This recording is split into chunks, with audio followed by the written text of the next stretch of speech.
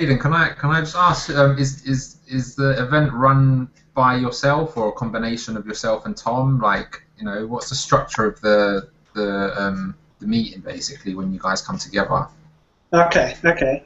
Oh yeah, sorry. I should really have given you this. That's all right. It's good because we just started broadcasting and other people might be coming in midway through this series and I do not explain it at all. So yeah, me and Tom basically co-run the kind of general thing that's going on here, but we just try to put stuff together. We don't really force things down on people, hopefully. And Sheena helps out a bit as well with that, but she's pretty busy with that stuff. So what we do in these hours, well, we have this hour that we do every Monday, and we've kind of been through a couple of things in the past, various other meeting styles. The one that we're doing today, and basically we're going through the whole of TROM, kind of bit by bit, and then discussing it. So yeah, like we watched those videos we watched beforehand. And now we just generally, what I do is I make like notes. I had to write on the back of an envelope, so I've got nothing else here, but I've got a couple of pages of notes. And then we basically just chat through it and take some notes and see where we get. It's just a commentary on the film, isn't it, really? That's what we're putting out there. Our stock take. Yeah, pretty much. Sorry. But Okay. like, if there's things you like are brought up that you don't understand, or just like points that you want to go over and all that kind of stuff, like that's kind of what what my notes are for. Like just things that like stood out to me, or like would be good to talk about, and all that stuff. Okay. Sounds good. Sounds good. Sounds good. So I mean, you pretty much worked all the way through the series up until get to the health and the peace and freedom sections. You've worked up to that point so far. Yeah, we've gone through that. Don't worry that you're coming in like halfway through this. Like, it's completely fine. Like, don't worry if you miss a week and then come back. What I'm hoping we'll get doing is either going through the whole series again, like maybe after a bit of a break after this, or well, all the videos that we've already done are recorded, and they're on my Facebook wall, which you should be able to get to. I can give you the video for this, and like find all the ones if you want to go back over them and see what we talked about, or just watch them yourself at your own leisure. Okay. Okay. Sounds good. Sounds good. I'm intrigued. I'm interested. I've always been an avid follower of the Venus Project, so to know that there's a small community in my neighbourhood is quite enticing to me. So I'm thoroughly looking forward to getting involved and connecting with you guys. That's brilliant. That's good. Cool. So should we go on to health, which is the first one? Who wants to start, I guess? There's a quote that right at the beginning of the health video saying, if you're in need and you have no money, then you may die, which kind of like stood out for me. Like, that is one of the stupidest things about our society right now. And then when he talked about smoking, I didn't realize how bad smoking is. The quote says, smoking alone kills more than drugs, alcohol, HIV, suicide, homicide, and car crashes combined. That's a shitload, and it's legal. It's kind of pushed still. It's still allowed. Like, it's not like, you know, they have the video of the Flintstones. Yeah. Like, you don't get that. That was quite funny. You don't get that anymore, but like, you know, you still see a pack of Mayfair on the side in like a film or something. I don't know. It's strange how we kind of try and put the little stickers on it. Oh, okay, I get it now. I've never understood that. Like, is it kind of reverse psychology or something? Does it make us buy it more and not realize what's going on? Because you'd think that the images are quite absurd and quite frightening, but we still buy them. So it's like, you know. Basically, yeah. Like, obviously, it does like actually nothing because they said that, what is it, 3 cigarettes and you're hooked for life? Is that what? Crazy. But like, oh, sorry. It's kind of weird that like they put those images on cigarette packets just to say, look at the damage it does, but you can still buy them. Yeah, exactly. That's what it says. It's a bit weird. Sorry, go on. No, that was all I was going to say. Oh, okay. Am I feeding back or something? It's like, it doesn't sound like someone else is speaking. Never mind. So I think what it does is it pacifies the people who don't smoke, because they think that it's doing something, and like the guy, like it costs them nothing to put this on there. People smoke and they smoke. Like a few people that drop, that go off, it doesn't matter. So like it's just like a false attempt at doing anything.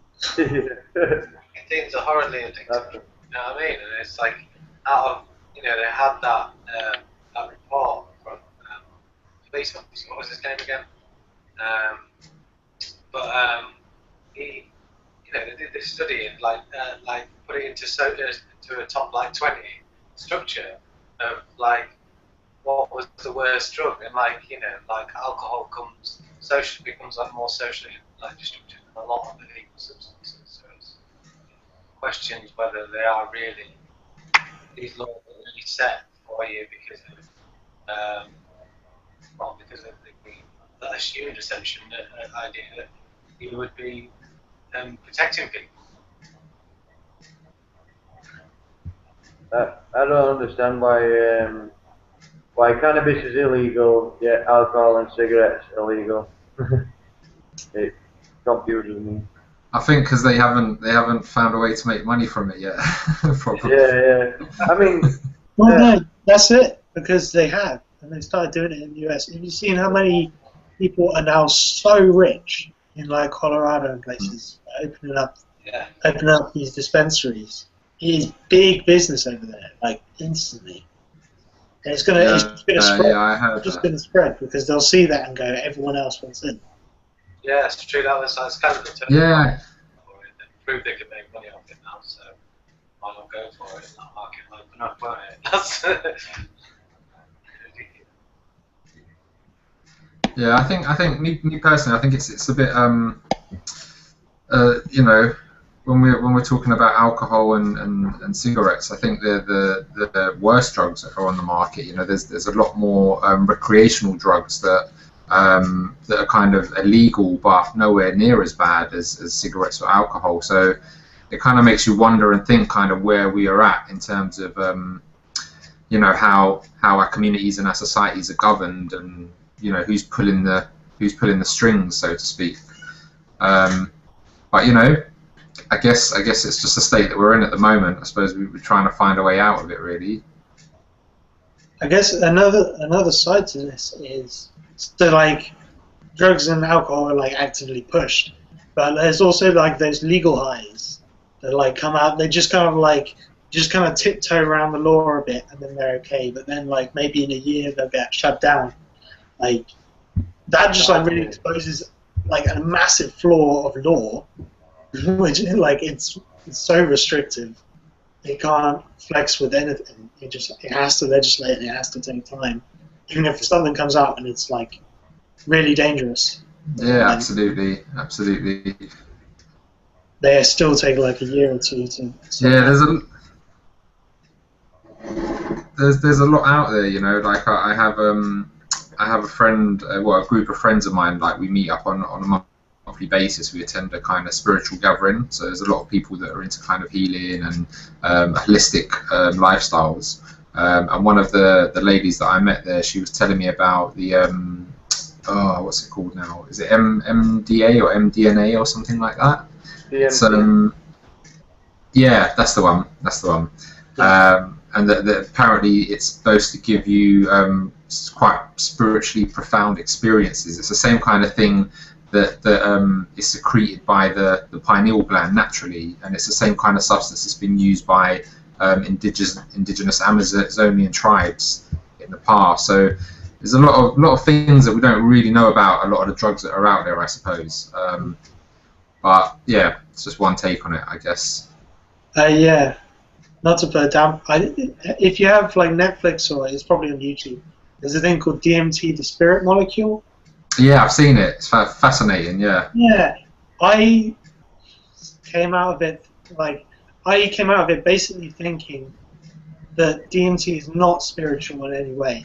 It just unhinges the mind, and it just allows your associations to come out and just kind of like just go crazy for a second and just show you things in your, like, people who are Christian saw angels. People who are Amazonians saw forest gods. You know what I mean? Yeah, absolutely. I've had Sorry. go on.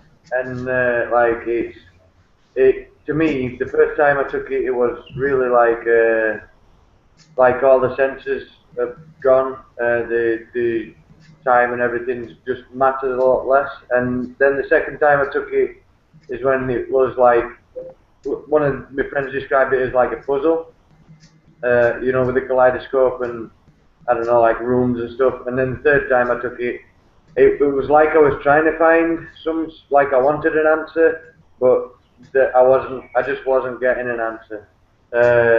So I think I've had enough of DMT. I don't know. Me personally, I think it's a fascinating topic, you know, because they have the same substance basically that's used in ayahuasca, which is basically I'm sure a lot of you know it's a tribal ceremonial tradition basically, and it does what DMT does, but it just prolongs the experience. As opposed to having it over 10 or 15 minutes, it prolongs it over a period of like 5+ hours. So the actual trip and the experience is it's almost like you slowly go into it and slowly come out of it, as opposed to taking DMT and kind of just shooting into it and then shooting back out kind of thing. That's how I understand it, and I understand your point of view, Aidan, and I respect that. You know, for me personally, I think it is very much a spiritual thing, particularly the ayahuasca. Perhaps the DMT has become more westernized and more of a kind of shot, as opposed to, you know, doing something the natural, proper way. But I've heard so many people have very similar experiences, talking about sacred geometry, you know, talking about spirit beings, talking about certain philosophies and wisdom that they bring back with them, and a lot of it is kind of, you can hear the same kind of things in a lot of people's experiences, but from their own personal perspective. But then, for me, there's definitely something there. But what it is, I guess, is still unexplored. But yeah, that's my take on DMT, I suppose. I think Is it like, there's no doubt it's associated with spiritual acts and stuff, and people like think that it's spiritual. And I wanted to see. There was a tiny bit in the spirit molecule which really interests me, and I can't find any more data about it, which is that what DMT actually does in the brain. It's a messenger, and like, so say you get a ton of messages. I think it's just like the brain has just tons and tons of messages. It's all going crazy, like basically. Bringing out things out of your memories and all that stuff. I don't know. With me, like, more in depth with biology. Yeah, but like DMT is actually released when you like meditate. I think that in itself is quite an interesting aspect. Obviously, you can maybe mimic it from the outside world. Yeah, fair enough. Like, but the question is obviously if you can get it if you can get into that state of meditation. I suppose is it wrong to take DMT? I don't know. I haven't done it, but like, or is it better to get there through meditation or something? And does it really matter? I don't know whether you have the experience in one way or another. I don't particularly think that, you know, a spiritual experience can change people, but then, like, you know, spiritual experience, like, people, there are very sort of like there's a difference between getting some sort of knowledge or something from a trip or something like that, and learning about it yourself. Do you know what I mean? And I think there's the real world to think about, but there's also, you know, like if you don't ask those questions in your life, then ultimately it might be fairly sort of like it's not. I don't think you're like in it's probably going further in TROM actually, further forwards in TROM. Like she basically says, if you're not given the time to do all these things, it's peace and freedom. If you're not given the time to look into these things, like either in that way or in the other way, in a sober way or in a non-sober way, then what is it to be a human being? Remember, consciousness is what makes us different from a rock. So it's something to be addressed, but at the same time, you have to ask those questions of should you be doing it from an external cause, you know what I mean?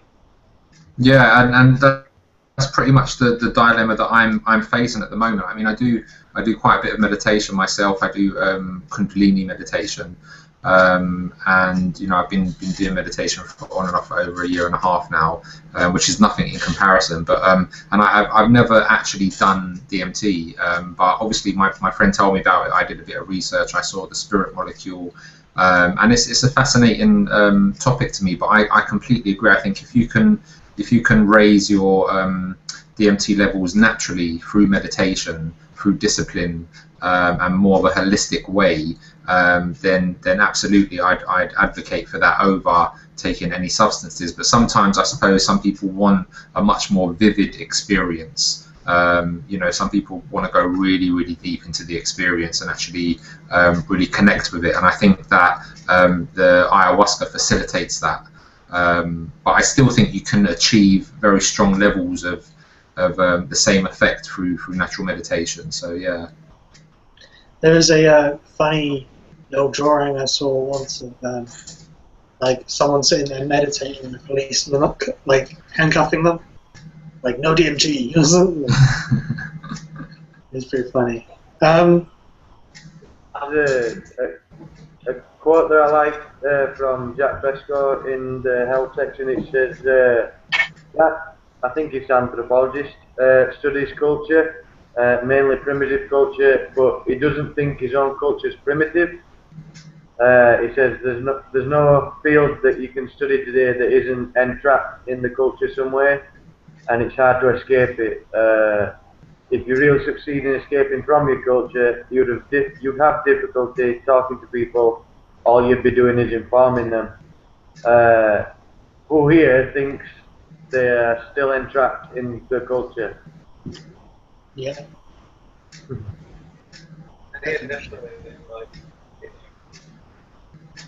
It's all in ways that you can't really imagine. Everything from your TV to your music you listen to, stuff like that is your culture. So I don't think you can ever really be free from a culture. You can just try to evolve it in a better way. Yeah. But cultures change, obviously, don't they? Yeah. I feel like it's a slow change, but like I suppose I'm slowly modifying my culture within at least my own home. Like 6 months ago, everybody would just be at mine and we'd be getting wrecked. I'd not be doing this.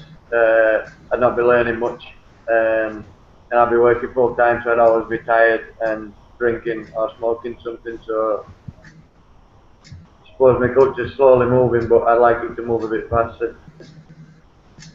Yeah, I mean, it's just... Sorry, I was going to ask, when you say culture, what exactly do you mean? You said, like, I kind of pick up on a need from you to accelerate something, and you refer to it as culture, but in what context? Can you elaborate a bit on that? Social, like the friends around me, sort of thing.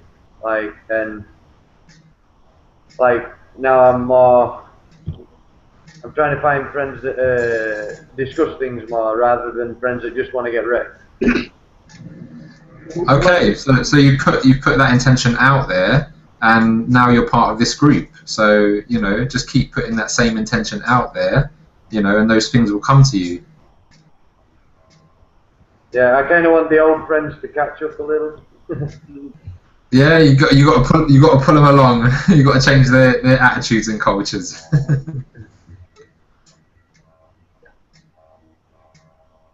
Keep trying. Like, I think I know what you mean. Are you trying to say, Mick, that you're trying to? Well, this is where I would term what I'm trying to do is re-engineer my values. Yeah, and kind of make it, I don't know, like show why I've got the values I've got, that will hopefully benefit other people. And like when my sister's boyfriend the other day said when I was talking about the World Cup, I explained that like we so many teams from across the world, like 22 players per team, a coach, a manager, all the people that assist the team in getting to the World Cup, they all collaborate on helping each other. And I said they collaborate to compete. And he said, oh, it's natural to compete. And I didn't bother arguing with him because he's always right. So I thought, I'll just not say anything. And later on, I'm thinking to myself, yeah, he was right. Like, it is natural to compete in a way. Like, I think it's the crossroads, caterpillar butterfly analogy where they say so many species, I think it's bacteria as well, compete to establish themselves as a species, and then they begin to collaborate and realize that feeding their enemy will benefit them. So I'm kind of waiting for people to realize that we don't need to compete anymore, and we can start collaborating, and it's easier and it's interesting. It's happening. Believe me, it's happening. It's taking its time, but it's definitely happening. So just keep your faith strong and believe that it will come about. I'm sure it will. Yeah, I think obviously with regards to changing people's attitudes towards those kind of things, meeting and stuff like that, I think it'll take an abundance of goods and services that we can create. It'll take the stopping of all these patents and stuff that stop such good technology being developed. It'll take countries to knock down walls to give all this technology out to other countries and within companies or within countries. And it will take that kind of like liberation in order to show people that there can be a way of doing it, that they don't need to be so aggressive with people. It will take that movement in order to get there. And I think it is, like you say, keeping the faith and keeping that optimism so that we can actually achieve it, carrying on putting it out to get there. I think you've got to combine optimism with a bit of realism as well, because those people that you were just talking about, they're us too. We cannot change our values beyond the environment that we're living in. So we're attempting to, but every day I've got to go out to work. Every day I lock my car every time I park in town because I have to. It will take that environment shift for even us. Like what I'm trying to do is lay the groundwork to ease the transition, if it can, like in my own personal transition towards that value set. That's what I'm going for. But you can't think that you're going to get all the way until we get there. You know what I mean? Yeah.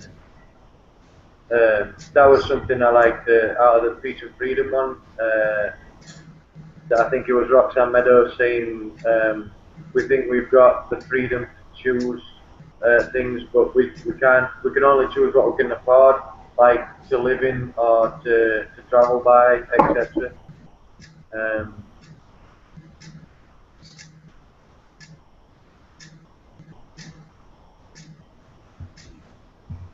Nick, you're not making any sound. Hang on. Yeah, I can hear you now. I lost you for a sec, but I can hear you now. Yeah, like we cannot, like you just said, it pretty much what you just said, Aidan. We're stuck in this system until it changes.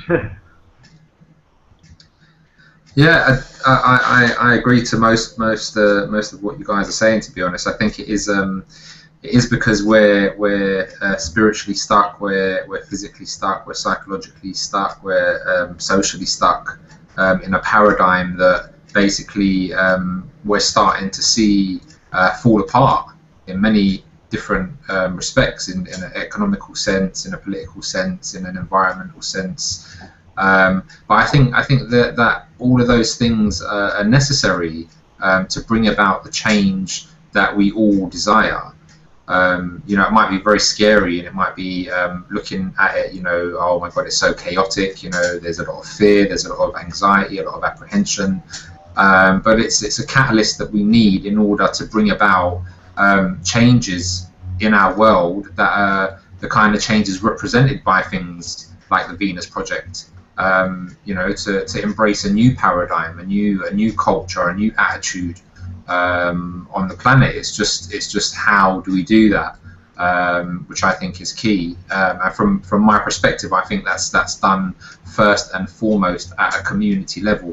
And when you can achieve it in a community, then you can roll it out to other communities, and then it kind of spreads from there.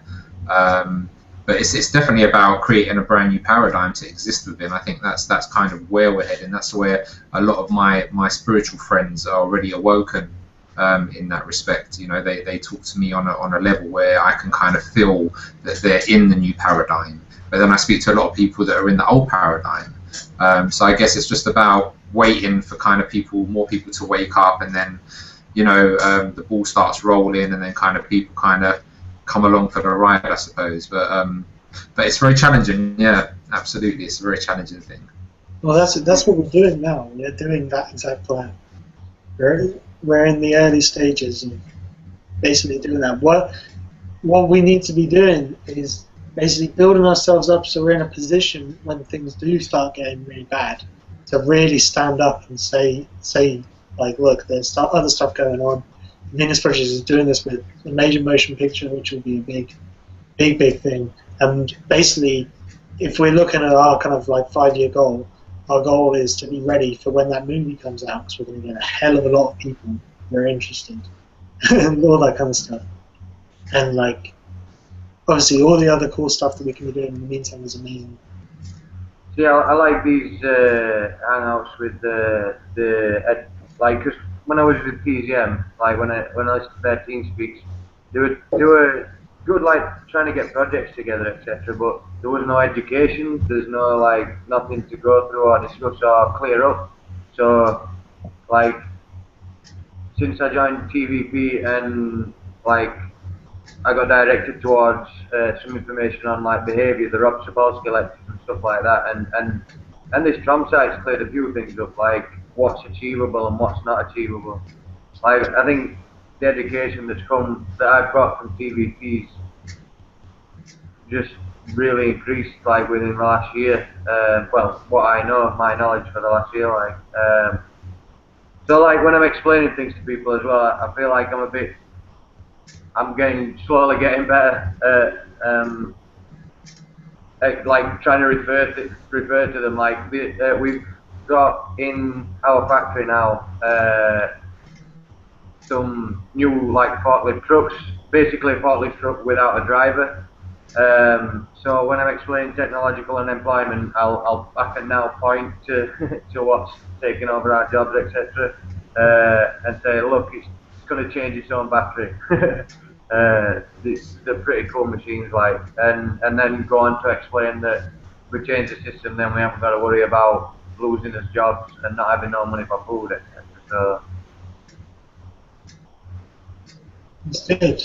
This thing, you're pretty much in the firing line where you are. yeah. It's right away.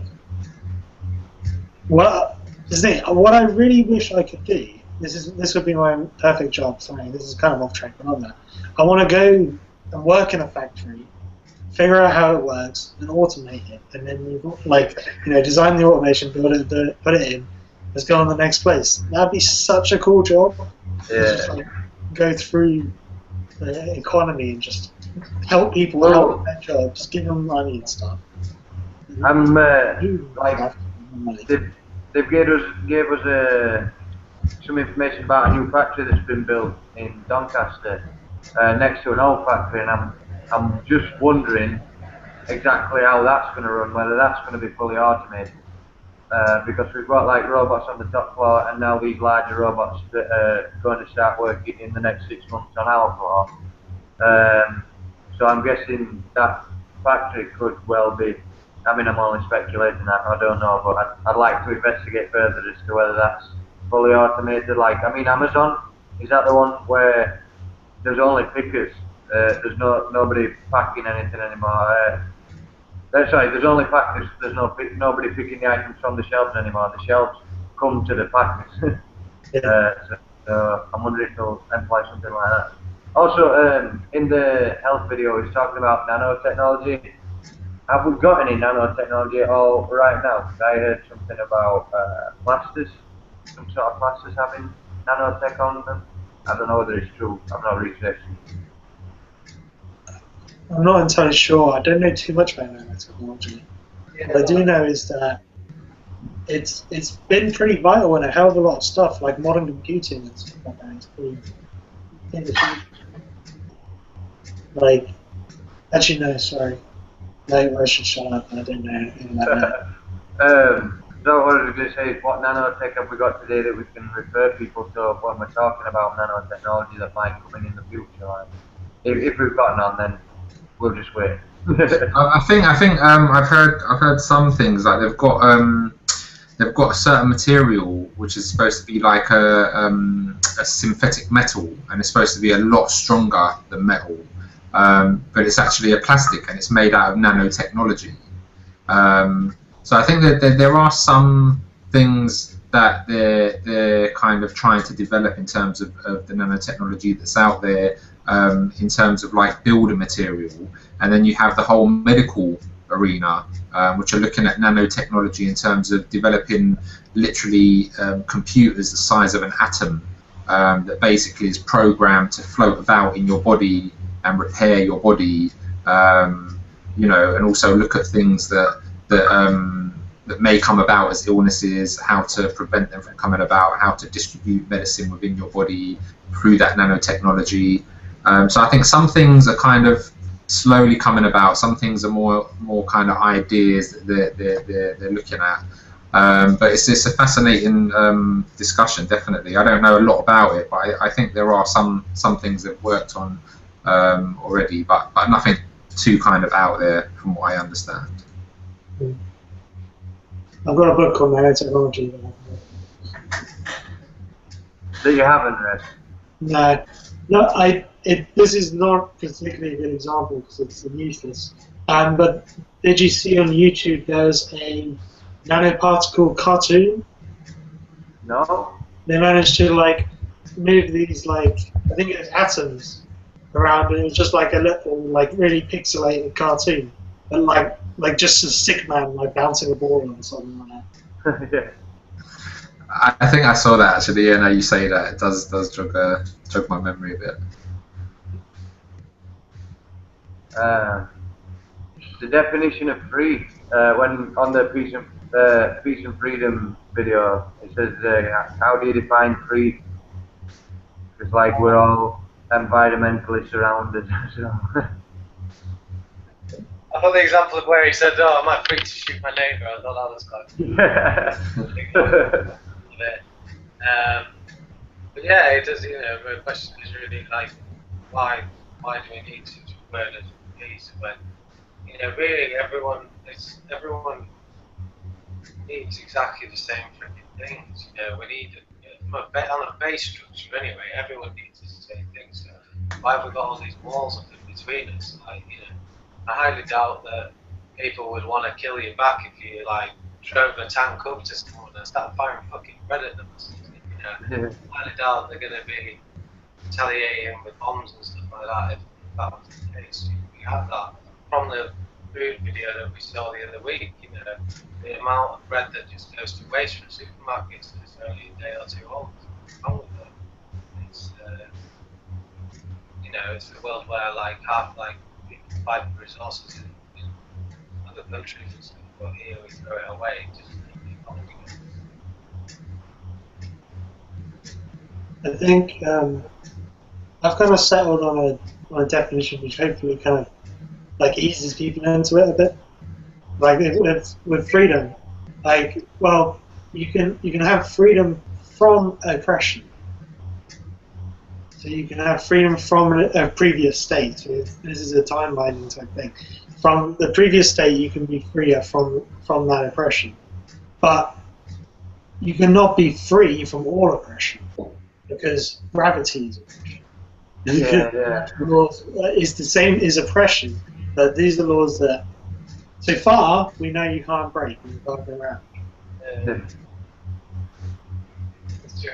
Yeah, I mean, when you draw the line on fighting freedom, I will demand freedom from gravity.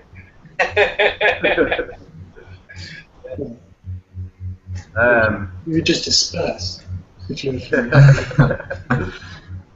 I think for me, freedom is an interesting topic as well, because it's you know, doing meditation and kind of learning a lot about vivid dreaming and out of body experiences.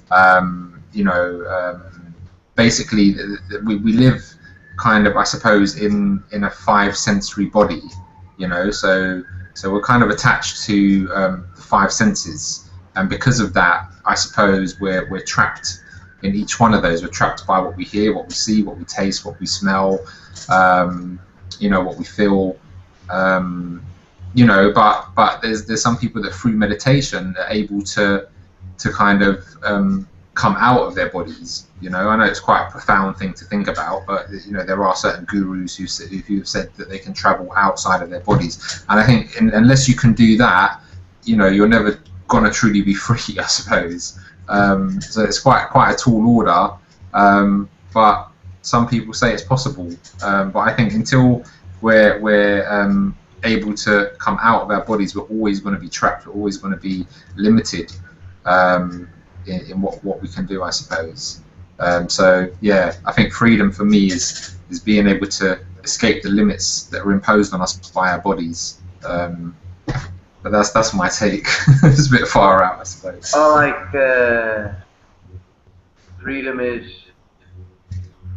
Hang on, how was I going to word it? I was thinking about like the more we know, like eventually if we know how to become free of gravity, then like with the more knowledge we have, the more free we are. Maybe that is that no, I don't think that makes sense. Yeah, I think it is. It's not knowledge. Knowledge it empowers us, and once we're empowered, then we have the ability to make more choices, and the choices sometimes can be an aspect of freedom. So yeah, knowledge definitely is very, very important. That's it. It gives you more knowledge, gives you more choices, more tools. Like it depends what you mean by freedom, because someone who's very stupid could think that they're free. In a system, or like, you know, before they knew gravity existed, they didn't know that was a system imposed on them. You know, oh yeah. So the more we actually learn about the universe, again, like we kind of more stuff that actually limits us and all that things. Yeah. We have more choices about it, so we do become freer, even though we might realise that we're less free. Yeah, I know what you mean. I like what. Go on. Sorry, go ahead, please. No, you're right. I've got it written down.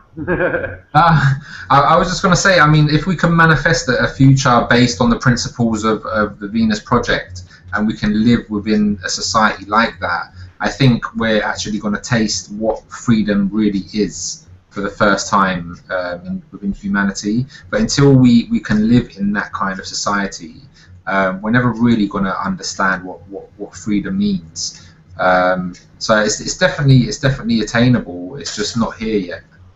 But on a global level, I think it is definitely achievable. I think what Aidan said about it being like infinitely, we'd be constantly searching for freedom because we'd break one freedom but find another limit. You know what I mean? So yeah, again, it goes back to what you define as free. But as well, George Carlin, what George Carlin said in the Peace and Freedom video about limited choices, about having like 2 or 3 political parties. These are things that, well, we'd say matter, but then with the jelly beans you got 32 different flavours because they don't matter. So it's like they kind of funnel us like factory farmed animals towards where they want us to go. Well, that's it. He said that. Well, Jacques said that people are stuck in their past. And what I really liked is that there's something like the people in suits going like doing the banking and all that stuff, or like, and they're just the average person on the street is just as primitive as a headhunter in the Amazon. They're just following the path. And the roads are ridgy. Yeah. It was an interesting kind of thing. That was good as well. I think it was near to the end of the Peace and Freedom video. The woman said, "Try to analyse how free you are," and I thought, I'm gonna try that. Might take me a while. Yeah, freedom. I think it's many things, isn't it? It represents different things to different people. It could be a state of mind, you know. I think if we go back to what Buddha once said, you know, he said that all attachments lead to suffering. You know, so is freedom disconnecting from all of the things that we're attached to? You know, is it choice? You know, it could be. I think it could be many different things. Many different people. But I think in terms of global humanitarian freedom, I think that will come about when there isn't a need for unhealthy competition, and like Jacques Fresco says, with the distribution of resources. I think, you know, if there's a balance between the resources across the globe, I think that will promote in itself a sense of freedom. So I think freedom is many different things to different people, but I suppose it's being free from all of the negative things that impact on us. You know, yeah. Like it's a concept up for interpretation.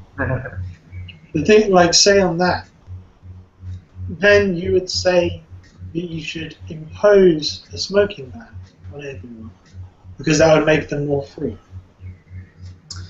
I think you should give them the choice whether they want to impose that upon themselves or not. You know, I think imposing is in a sense it's a dictatorship, isn't it? Really, it's like, you know, my law is above your law, whereas it's more about, you know, this is what I find that cigarette does to you, and it's your choice whether you want to smoke it or not. But yeah, I suppose it's one of those things, isn't it? I suppose whoever ends up creating the society that's coming, whoever ends up creating the world that's coming, to some extent is going to be governing the laws, is going to be governing the morals, the virtues, the values. So we need to make sure that whoever is governing that new society that's coming into play is doing it for the betterment of humanity, and not for their own agenda or their own desires, so to speak. I think that's very important to keep abreast of. That's one thing I struggled on, trying to realise that nobody runs an RBE. Like decisions are arrived at by what works. So everybody gets to see the information, gets to see it tested, gets to see the conclusions that show whether it works or not, and then they get to choose whether to do it or not. So people get to see like the inside of people's lungs, how long it takes, and I don't know how many resources we use to make it, and then they decide whether they really want to kill themselves, do that to the lungs, and waste resources. Yeah, I guess it's just a matter of putting the nation on cold turkey, really, isn't it? Yeah. I think once you educate people enough in it, and you don't, like, you know, smoking's one of those things where, because it's so addictive and because it's so, like, ingrained into the culture before they stopped advertising it, doesn't really need any advertising anymore. It just self-perpetuates. People just get past the cigarette and it just keeps going. So, like, once you know, like, you can stick it on cigarette packets all you like, you know, but until you educate people enough so that they can make a decision, an educated decision on it, and not be pressured socially, then yeah, you think, well, I mean, I smoked my first cigarette because some kid called me a pussy, yeah, that was it. Yeah. Very good stereotypical way. So yeah. Peer pressure's a bitch, man. Yeah. I did it just because my friends did it. So you just do it. You know, if I was there now, I'd probably say no, fuck off. What do you think you're doing? Come on, pussy. Yeah. Fucking idiot. I went the same way as you. Don't worry. I got peer pressured into smoking my first cigarette, my first joint. So it happens to all of us. It happens to the best of us. Yeah. I wanted to do it because I saw somebody else do it, and I thought that's something I've not done. Like, I'll go and smoke it, see what happens. Not much, but everybody's doing it. Is the thing, and what we really need to do in the future, say like tobacco and stuff, we need to simulate it. I would say, Yeah. like give them the chance to experience it without any of the negative effects. Because you're right, like especially in especially in the early kind of transition where people are just kind of free to do what they want. People start experimenting with stuff. People are going to start experimenting with things like this just because they see other people doing it. Because they don't need to advertise. The person stands outside and smokes all day. And like I think like the smoking ban as well forces the person out into the street where they're more visible, and they force the smoke on more people as they go past. So it's just getting more and more. I don't know. I think that is definitely an issue, like secondhand smoke, because then it's not so much just about what you're choosing to do. It's being aware that what you're doing is actually affecting the health of somebody else. So I think that's a very important issue on its own. For me personally, I would say to abolish any laws that kind of dictate how somebody should live their life. I think we should each be free to live life however we choose, without any laws, because it's our experience. You know, it's our birthright. We're born onto planet Earth. We should live our lives however we choose to. There should be no restrictions about what we can do and what we can't do. I think as long as we live morally and we don't allow our actions and choices and decisions to affect or hurt other people, then I think anything goes in my book. You know? Yeah, It's very good. I'd say the only thing is the only restriction is what is available. You can't have 30,000 tons of gold because there's not that much in Earth. You know what I mean? There is restrictions, but yeah, we get rid of all the bullshit that humans have made up. Yes, exactly. I like Jaden's idea of simulating with smoking, but I was thinking along the lines of, and I don't know whether this is what you meant, but if you simulated what somebody, like, if you could get a 20-year-old and they wanted to smoke a cigarette, but before they got to smoke the cigarette, they had to breathe through an 80-year-old's lung for 5 minutes, who smoked all his life, and then choose whether they wanted to smoke the cigarette or not. I think that would be pretty cool. They'll do like scans of your face and your heart and stuff, and extrapolate what smoking 20 a day would do to you over 40 years, and give you a vague image and like show you certain aspects of your life that you're going to have to be worrying about, all this kind of stuff. They'll show you these things in the future and make it personalized. Thinking.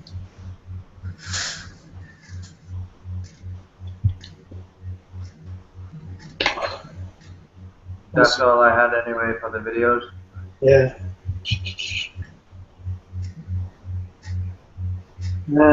Yeah, not too much. I think that was a really good chat, guys. Thanks for coming. Is that you, Adam? Thank you, thank you. It's been a pleasure. It's nice to meet you guys, and hopefully we'll see each other again soon. Yeah. I'll catch you both next week. Catch you all next week. Right. Yeah, Awesome. to get